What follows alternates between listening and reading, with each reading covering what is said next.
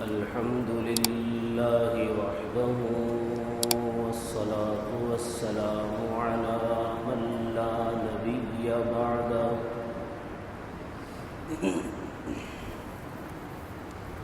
وعلى آله وأصحابه الذين أوفوا عهدا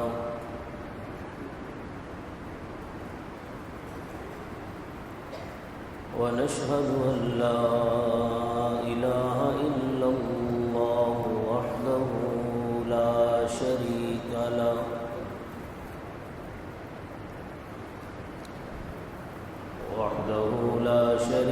له في الخلق والأمر إرغاما لمن جحد به وكفر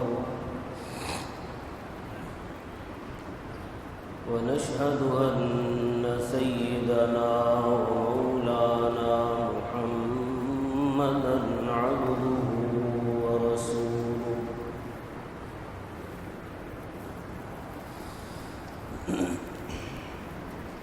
المبعوث إلى الأسود والأحمر لتكميل مكارم الأخلاق لا يخلق نبي ولا رسول بعده ولا أمة بعد أمته ولا شريعة بعد شريعته ولا كتاب بعد كتابه صلى الله تعالى عليه وعلى آله وأصحابه الذين هم خلاصة العرب العرباء وخير الخلائق بعد الأنبياء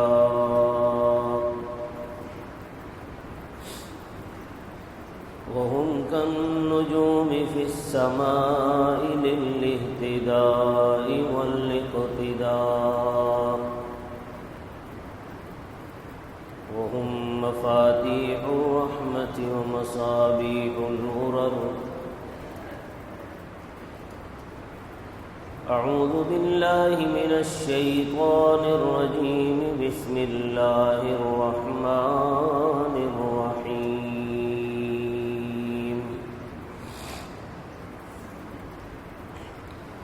ولا تحسبن الذين قتلوا في سبيل الله أمواتا بل أحياء عند ربهم يرزقون صدق الله العظيم رب اشرح لي صدري ويسر لي أمري واحلل عقدة من لساني يفقهوا قولي رب زدني علما رب زدني علما رب زدني علما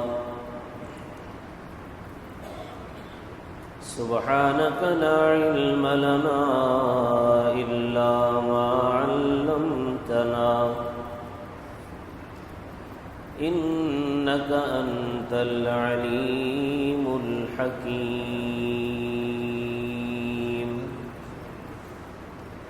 تمام حضرات درود شریف پڑھ اللهم صل على محمد وعلى آل محمد كما صليت على إبراهيم وعلى آل إبراهيم إنك حميد مجيد اللهم بارك على محمد وعلى آل محمد كما باركت على إبراهيم وعلى آل إبراهيم إنك حميد مجيد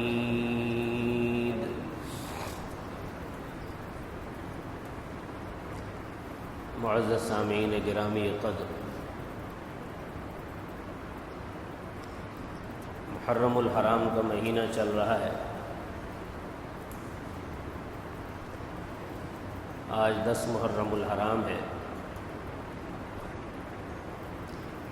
آپ حضرات جانتے ہیں کہ آج کی تاریخ کو نواسہ رسول سیدنا حسین رضی اللہ تعالیٰ عنہ کو مظلومانہ طور پر شہید کر دیا گیا۔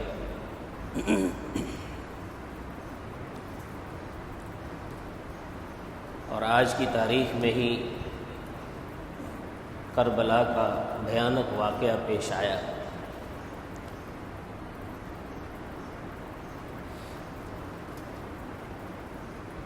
واقعہ کربلا میں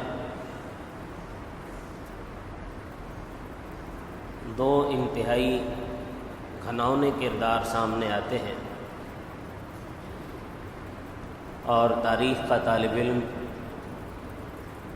انہیں بھول نہیں سکتا۔ ایک کوفیوں کا کردار اور دوسرا ابن زیاد کا کردار۔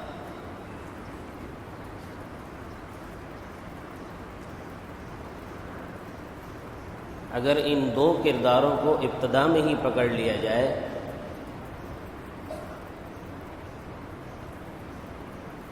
تو حضرت حسین کو شہید کرنے والے، ان کے کنبے کو شہید کرنے والے فوراً ہی پکڑے جا سکتے ہیں۔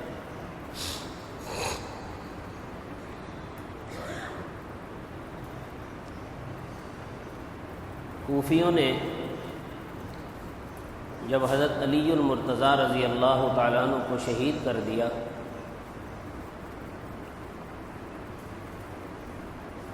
چونکہ کوفی محبان علی کہلاتے تھے، محبان اہل بیت اپنے آپ کو کہتے تھے، جب انہوں نے حضرت علی کو شہید کر دیا تو اپنی محبت کا بھرم قائم رکھنے کے لیے، اپنی عزت بچانے کے لیے انہوں نے حضرت حسین رضی اللہ تعالیٰ عنہ کو خطوط لکھنا شروع کر دیے۔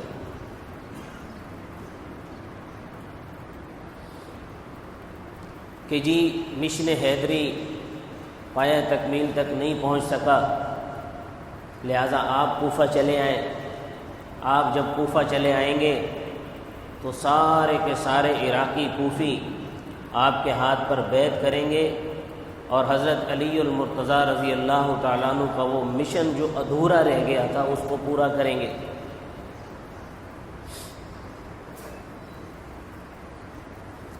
امام المحدثین حضرت شاہ عبد العزیز محدث دہلوی رحمۃ اللہ علیہ نے لکھا ہے کہ 12,000 خطوط کوفیوں نے لکھے،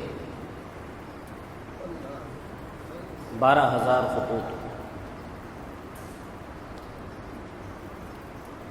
تو یہ جو خطوط لکھنے والا ہاتھ ہے، اگر اس کو ابتدا میں ہی پکڑ لیا جائے تو قتل حسین کے اصل محرکات سامنے آ جائیں گے، اور قتل حسین کے ذمہ داران کی گرفتاری ہو سکتی ہے۔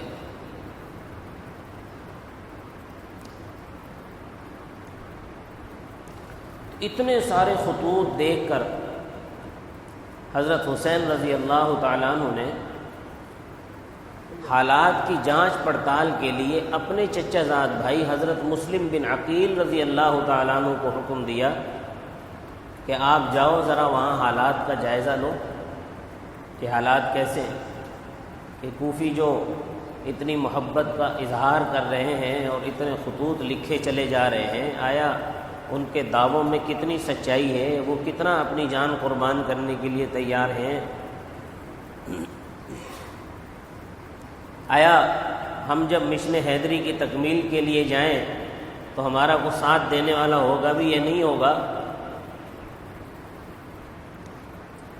حضرت مسلم بن عقیل رضی اللہ تعالیٰ عنہ یہ سچے محب اہل بیت تھے، اہل بیت سے ان کا تعلق تھا، سچے عاشق رسول تھے، یہ جانے کے لیے تیار ہو گئے۔ جب یہ جانے کے لیے تیار ہوئے تو ساتھ ان کے 2 چھوٹے بیٹے وہ بھی بضد باصرار جانے کے لیے تیار ہو گئے کہ ہم بھی ساتھ چلیں گے۔ تو حضرت مسلم بن عقیل رضی اللہ تعالیٰ عنہ نہ چاہتے ہوئے بھی انہیں اپنے ساتھ لے کر چلنے پر آمادہ ہو گئے۔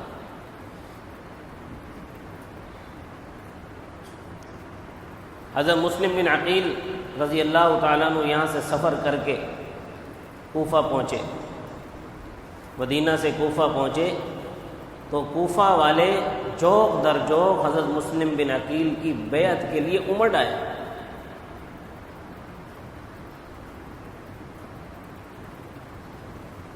ایسا لگتا تھا کہ پورا کوفہ جمع ہو گیا ہے۔ حضرت مسلم بن عقیل نے دیکھا کہ یہ تو بڑے جانثار ہیں، یہ تو بڑے وفادار ہیں، یہ تو سب کے سب امڑ آئے ہیں۔ حضرت مسلم بن عقیل رضی اللہ تعالیٰ عنہ نے حضرت حسین کو خط لکھ دیا کہ یہاں حالات بالکل سازگار ہیں، آپ تشریف لے آئیں۔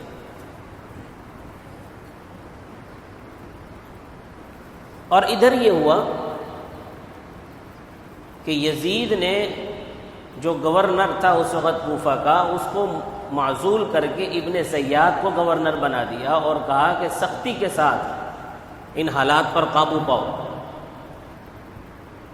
کسی کو سر نہ اٹھانے دو۔ ابن زیاد گورنر بن کر جب یہاں آیا تو اس نے ایک تقریر کی، اس کی ایک تقریر سے سارے کوفیوں کے پتے پانی ہو گئے۔ وہ مسلم بن عقیل جو ہزاروں کوفیوں کے جھرمٹ میں رہتے تھے، ابن زیاد کی ایک تقریر سے سارے چھٹ گئے۔ حضرت مسلم بن عقیل کے ساتھ ایک بھی کوفی نہ رہا۔ حضرت مسلم بن عقیل نے جب یہ حالات دیکھے تو آپ کو اس بات پر پچھتاوا ہوا کہ میں نے تو حضرت حسین کو خط لکھ ڈالا ہے کہ آپ آ جائیں، اور یہاں کوفیوں کی حالت تو یہ ہے کہ ابن زیاد کی ایک تقریر برداشت نہ کر سکے، کجائے یہ کہ جان دے دیتے۔ حتیٰ کہ مسلم بن عقیل کو پناہ دینے پر بھی کوئی راضی نہ ہوا۔ حضرت مسلم بن عقیل ہانی بن عروہ کے گھر میں پناہ لینے پر مجبور ہو گئے۔ ہانی بن عروہ یہ سچے اہل بیت تھے، اہل بیت کے سچے محب تھے۔ انہوں نے بڑی کوشش کی کہ حضرت مسلم بن عقیل کی جان بچ جائے، بڑی چھپانے کی کوشش کی، انہوں نے پناہ دی، لیکن ابن زیاد نے حضرت مسلم بن عقیل کے قتل کا اعلان کر دیا، اور ابن زیاد کے فوجی وہ بو سونگتے پھر رہے تھے کہ مسلم بن عقیل کہیں مل جائیں۔ بالآخر حضرت مسلم بن عقیل رضی اللہ تعالیٰ عنہ کو گرفتار کر لیا گیا، اور ان کے 2 ننھے بچوں کو بھی گرفتار کر لیا گیا۔ ان بچوں کو بھی قتل کر دیا گیا کوفہ کے روڈ پر، میدان میں۔ حضرت مسلم بن عقیل کو بھی شہید کر دیا گیا۔ پھر بھی کوئی کوفی باہر نہ نکلا۔ یہ جھوٹے محبان اہل بیت، اہل بیت کی محبت کا دم بھرنے والے، چادر زہرا کی تجارت کرنے والے، یہ اہل بیت کے نام سے اپنی توندیں بڑھانے والے، یہ اہل بیت کا نام لے کر اپنی روزی روٹی چلانے والے، یہ سارے کے سارے چھپ گئے، اور گلشن اہل بیت گلچی کے ہاتھوں لٹتا رہا، کسی کو احساس نہ ہوا، کوئی باہر نہیں نکلا۔ اور ادھر حضرت حسین رضی اللہ تعالیٰ عنہ سفر کر چکے تھے۔ کربلا کے قریب جب پہنچے تو حضرت حسین کو خبر ملی کہ مسلم بن عقیل کو شہید کر دیا گیا ہے، اور کوئی کوفی ان کے ساتھ نہیں تھا۔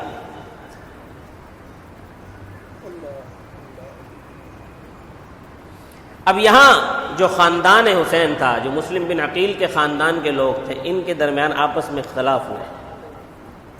حضرت حسین واپس جانے پر آمادہ ہوئے، کہ یہ کوفی تو بڑے بدبخت ہیں، لیکن حضرت مسلم بن عقیل کے خاندان نے کہا کہ ہم تو قصاص لیں گے، یہ مسلم بن عقیل کو کیسے شہید کر دیا؟ حضرت حسین سے بھی کہا کہ آپ چلیں قصاص کا مطالبہ کریں۔ حضرت حسین رضی اللہ تعالیٰ عنہ پھر وہاں سے چل کر جب کربلا کے میدان میں پہنچے تو سامنے ابن زیاد کی فوج کھڑی تھی۔ حضرت حسین رضی اللہ تعالیٰ عنہ اکیلے اپنے خاندان کے ساتھ آئے تھے۔ آج کل سب سے بڑا اعتراض یہ کیا جاتا ہے، حضرت حسین رضی اللہ تعالیٰ عنہ کو حضرت ابن عمر رضی اللہ تعالیٰ عنہ نے، حضرت عباس رضی اللہ تعالیٰ عنہ نے اور دیگر صحابہ نے منع کیا کہ آپ وہاں نہ جائیں، یہ کوفہ والے لوگ یہ وفادار نہیں ہیں، سب سے بڑے بے وفا لوگ ہیں، انہوں نے حضرت علی کو شہید کر دیا، انہوں نے حضرت حسین کو زخمی، حضرت حسن کو زخمی کیا، حضرت حسن کے نیچے سے مسلح کھینچا، حضرت حسن کو مارا ان لوگوں نے، آپ ان کے پاس نہ جائیں، یہ وفادار نہیں ہے۔ حضرت حسین نے 12,000 خطوط نکال کے دکھا دیے، دیکھیں اتنی تڑپ ہے کوفہ والوں میں۔ تو آج سب سے بڑا اعتراض یہ کیا جاتا ہے کہ حضرت حسین کربلا کے میدان میں شہید ہو رہے تھے، صحابہ کہاں تھے؟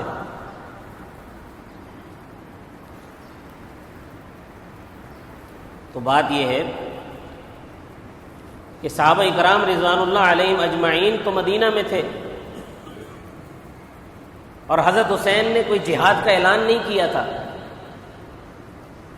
کیونکہ جہاد کا اعلان ضروری ہوتا ہے۔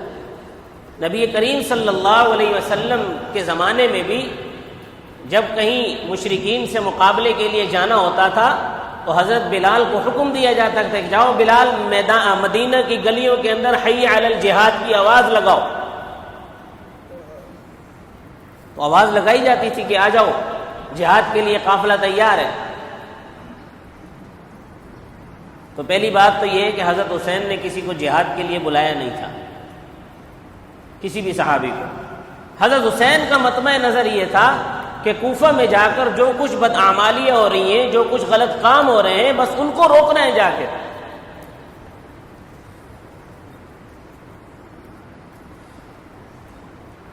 اور دوسری بات یہ ہے کہ حضرت حسین جنگ کرنے کے لیے نہیں گئے تھے، تو جنگ کرنے کے لیے کوئی اپنے خاندان کو ساتھ لے کر، اپنی عورتوں کو، بچوں کو ساتھ لے کر نہیں جاتا۔ حضرت حسین لڑنے کے لیے نہیں گئے تھے، لڑنے کے لیے جاتے تو پھر صحابہ بھی ساتھ جاتے۔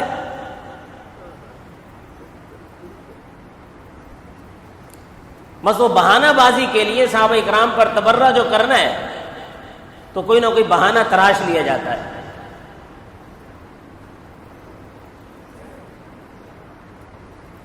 حضرت حسین رضی اللہ تعالیٰ عنہ کو ابن زیاد کی فوج نے گھیر لیا۔ ابن زیاد نے کہا کہ آپ نہیں جا سکتے۔ اب جب حضرت حسین نے دیکھا کہ کوفیوں میں سے تو کوئی بھی ساتھ نہیں دے رہا، تو حضرت حسین نے 3 تجویزیں پیش کی ابن زیاد کے سامنے۔ پہلی تجویز یہ کہ مجھے واپس جانے دو، میں واپس جاتا ہوں مدینہ، جیسے میں پہلے رہ رہا تھا ویسے رہوں گا۔ اگر یہ قبول نہیں ہے تو مجھے یزید کے پاس لے چلو، میں براہ راست اس سے بات کروں گا۔ اگر یہ بھی قبول نہیں ہے تو فرمایا مجھے اسلامی سرحدات کی طرف بھیج دو، میں وہاں کفار کے ساتھ لڑتا ہوا شہید ہو جاؤں گا، تاکہ کسی مسلمان کے ہاتھ پر میرا خون نہ ہو۔ ابن زیاد نے حضرت حسین کی تینوں تجویزیں ماننے سے انکار کر دیا۔ حضرت حسین رضی اللہ تعالیٰ عنہ پر 7 محرم کے دن پانی بند کر دیا گیا۔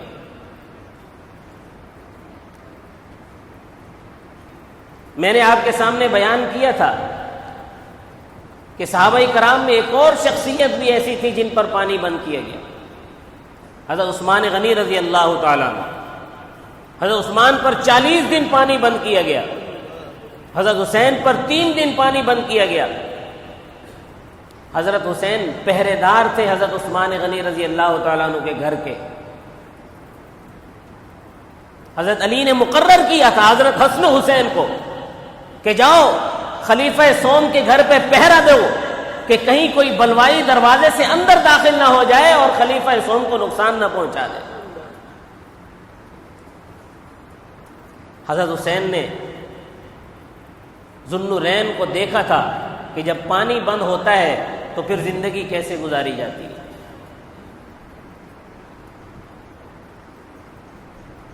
حضرت حسین نے، چونکہ یہ مدینہ یونیورسٹی تھی نا، مدینہ یونیورسٹی، یہ مدینہ یونیورسٹی کے طالب علم تھے اور پرنسپل تھے اس کے حضرت عثمان غنی رضی اللہ تعالیٰ عنہ۔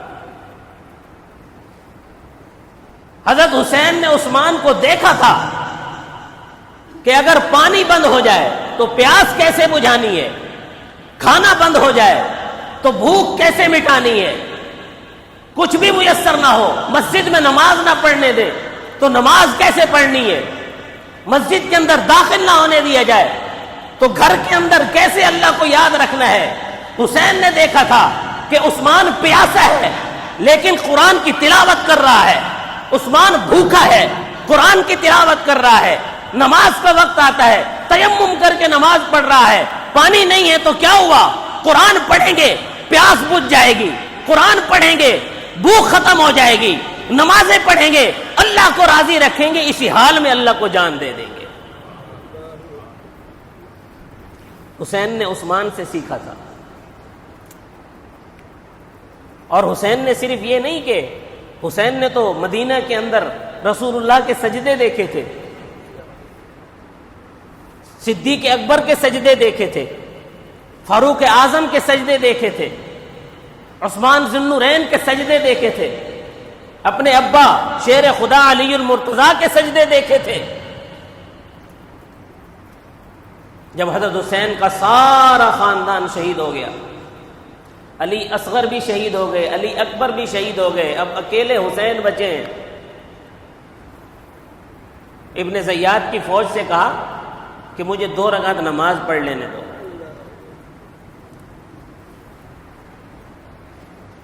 حسین نے قرآن کی تلاوت نہیں چھوڑی، اور جس دن حسین شہید ہوئے روزے سے تھے، شربت نہیں پی رہے تھے، حلیمے نہیں ڈکار رہے تھے۔ ہمارے ہاں تو تہوار منایا جاتا ہے حلیم پکانے کا، شرم نہیں آتی ان کو؟ حسین بھوکا ہے پیاسا ہے، تم قوالیاں لگا کے حلیمے پکا رہے ہو۔ حسین کی یاد میں حلیم پکا رہے ہیں، حسین تو روزے سے تھے۔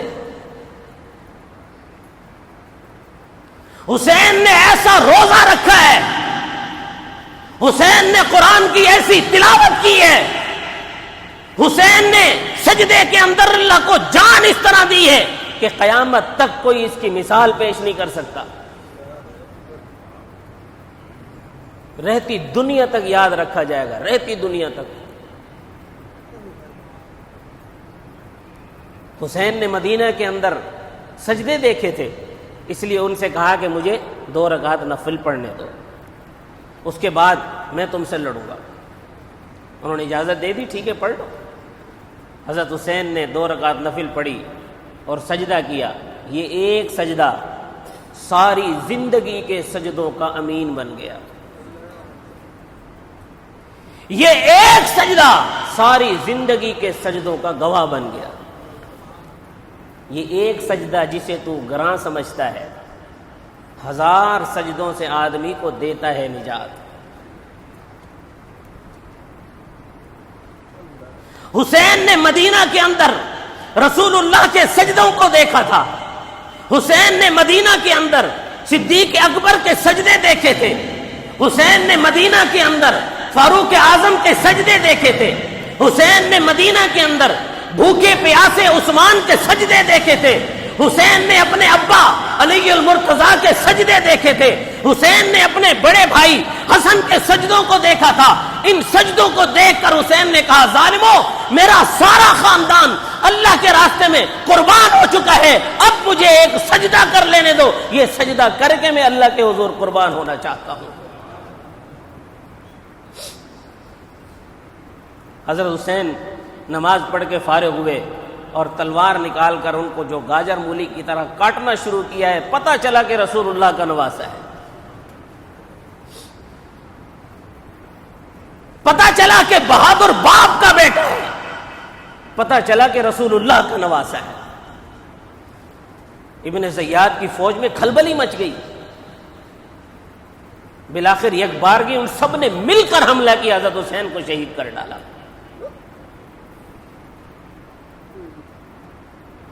لیکن کوفی پھر بھی نہیں نکلے،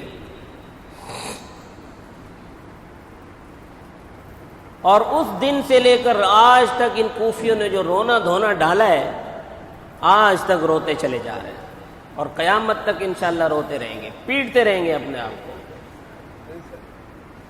اللہ نے کہا کہ تم نے میرے محبوب کے نواسے کو تم نے شہید کروایا ہے۔ وہ نواسا، ایک مرتبہ حضرت حسین اور حضرت حسن جب یہ بچے تھے، انہوں نے دیکھا کہ لوگ سواریوں پر سوار ہیں۔ رسول اللہ سے اپنے نانا سے کہا کہ نانا جان، ہم بھی سواری پر سوار ہونا چاہتے ہیں، ہمیں بھی سواری پر سوار ہونا ہے۔ حضور نے فرمایا کہ ہاں ٹھیک ہے، کروا دیتے ہیں سواری پر سوار۔ تو ایک دائیں کندھے پر حضرت حسن کو بٹھایا، بائیں کندھے پر حسین کو بٹھایا، اور خود اٹھ کر آپ صلی اللہ علیہ وسلم دوڑنے لگے۔ فرمایا کہ تمہیں سواری چاہیے، آؤ، رسول اللہ تمہاری سواری بنتا ہے۔ حضرت عمر کھڑے تھے، دیکھ کر مسکرانے لگے۔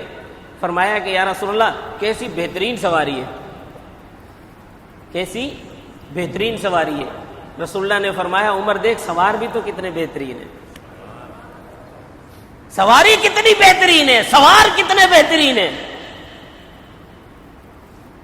وہ حسین، وہ حسن جس کے لبوں پر حضور نے اپنے لب رکھے، وہ حسن و حسین جن کا گرنا رسول برداشت نہ کرے، وہ حسن و حسین جن کا رونا رسول برداشت نہ کرے، وہ حسن و حسین جن کو ہر وقت اپنے اوپر سوار کروا کے رکھے۔ ایک مرتبہ حضرت حسین نے خواہش کی کہ یا رسول اللہ، ہم نے اونٹ پر سوار ہونا ہے۔ مدینہ میں بیٹھے تھے، مسجد نبوی میں، خواہش کی کہ یا رسول اللہ، ہم نے اونٹ پر سوار ہونا ہے۔ حضور نے فرمایا بھائی اونٹ اب مسجد میں تو نہیں آ سکتا، تو اب کیا کریں، مسجد سے باہر جانا پڑے گا۔ حسن حسین نے کہا کہ نہیں، باہر نہیں جانا، ہم نے باہر نہیں جانا، یہیں پہ اونٹ پہ سوار ہونا ہے۔ حضور نے کہا اچھا یہیں سوار ہونا ہے تو چلو۔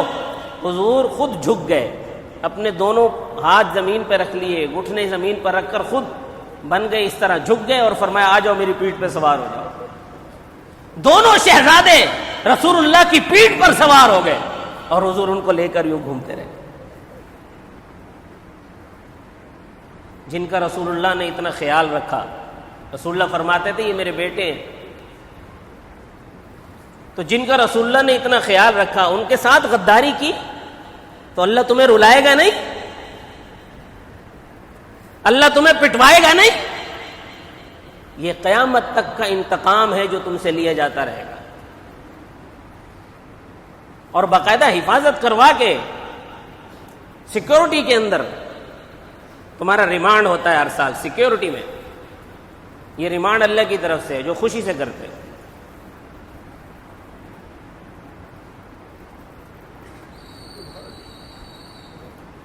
اور یہ قیامت تک ان کا ریمانڈ ہوتا رہے گا، اور یہ خوشی سے کرتے رہیں گے۔ ایک مجھے کہنے لگا کہ جی یہ تو ان کے زخم تو بڑی جلدی ٹھیک ہو جاتے ہیں۔ مجھے یہ بات یاد ہے حضرت مولانا عبد الغفور ندیم شہید رحمۃ اللہ علیہ کی، انہوں نے ایک دفعہ اپنے بیان میں کہا کہ اگر ان کے زخم جلدی ٹھیک نہ ہو تو اگلے سال یہ ماتم ہی نہیں کریں گے، اگلے سال ان کا ریمانڈ ہی نہیں ہوگا۔ تو اللہ پاک ان کے یہ جلدی ٹھیک کروا دیں تاکہ اگلے سال کے لیے پھر تیار ہو جائیں۔ یہ ہر سال کے لیے تیار ہوتے ہیں اور ہر سال یہ کرتے ہیں۔ تو جنہوں نے نواسہ رسول کے ساتھ غداری کی ہے ان کے چہرے پہچان لو آپ۔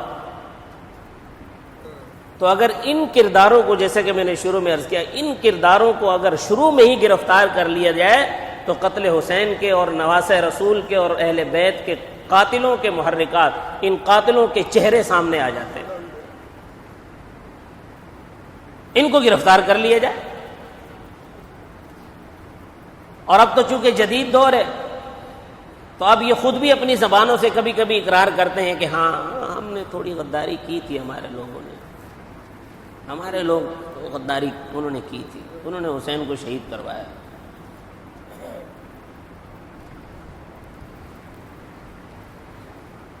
تو اسوہ حسینی یہ ہے، یہ اسوہ حسینی نہیں ہے کہ رونا دھونا ڈال دو، عورتوں کی طرح پیٹنا شروع کر دو۔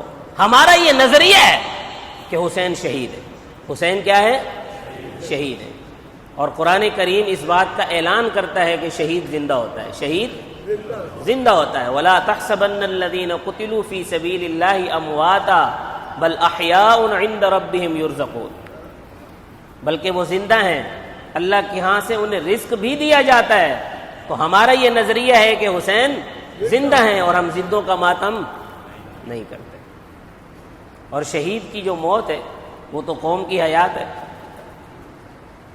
شہید کی موت اتنے اعلیٰ درجے کی موت ہے۔ حضور صلی اللہ علیہ وسلم نے فرمایا کہ شہید جب اللہ کی دربار میں پیش ہوتا ہے، اس کی یہ خواہش ہوتی ہے کہ شہادت کے وقت اس کو اتنا مزہ آتا ہے، اتنا مزہ آتا ہے کہ شہید کو شہادت کے وقت اللہ اپنا دیدار کروا دیتے ہیں۔